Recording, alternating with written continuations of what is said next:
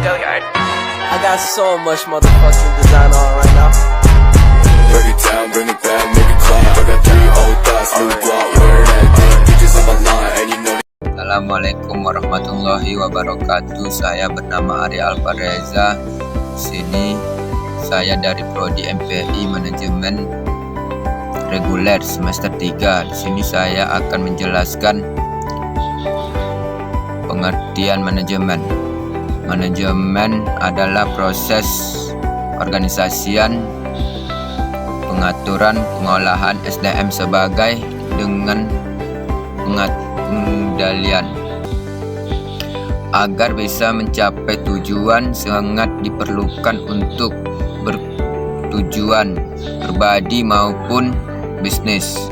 Manajemen bisa membuat bisnis menjadi lebih berkembang karena dijalankan secara struktural dan prosedural. Di sini saya menjelaskan. Demikianlah. Assalamualaikum warahmatullahi wabarakatuh. Di sini saya mendapatkan materi itu adalah fungsi dari manajemen. Yang pertama adalah perencanaan. Perencanaan itu adalah suatu komponen-komponen rencana yang akan dibuat di satu kegiatan, di mana jika kita tidak memiliki rencana, maka otomatis kegiatan itu tidak akan berjalan dengan lancar. Yang kedua itu adalah pengorganisasian. Pengorganisasian adalah pembagian pekerjaan kepada karyawan sesuai dengan kemampuannya.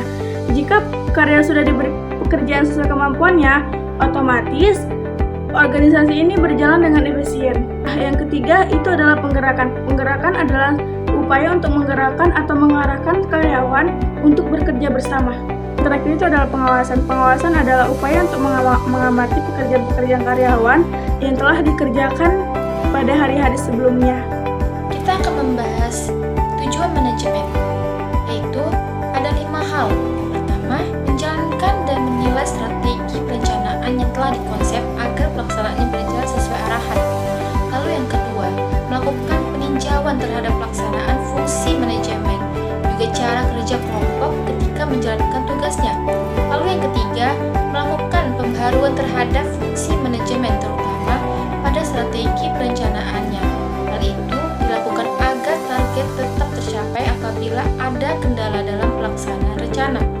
Lalu yang keempat, meninjau kekuatan organisasi, mengetahui kelemahan, juga menginspirasi ancaman yang mungkin terjadi. Lalu yang kelima, membuat sebuah terobosan baru yang berfungsi meningkatkan kerja kelompok.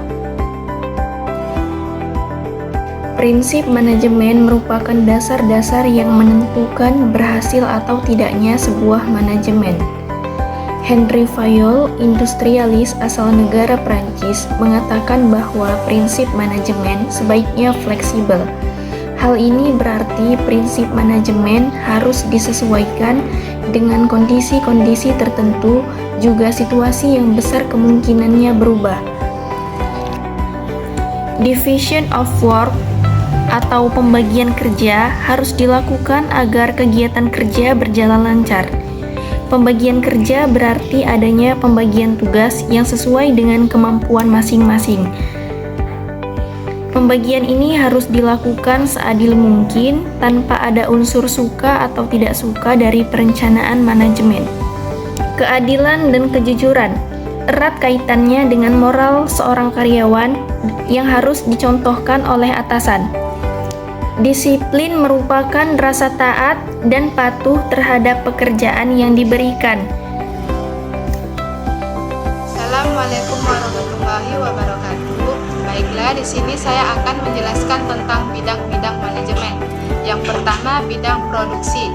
Bidang produksi merupakan bagian penting dalam manajemen, mengatur tentang bagaimana cara yang perlu dilakukan untuk membuat tenaga kerja dapat bekerja secara maksimal.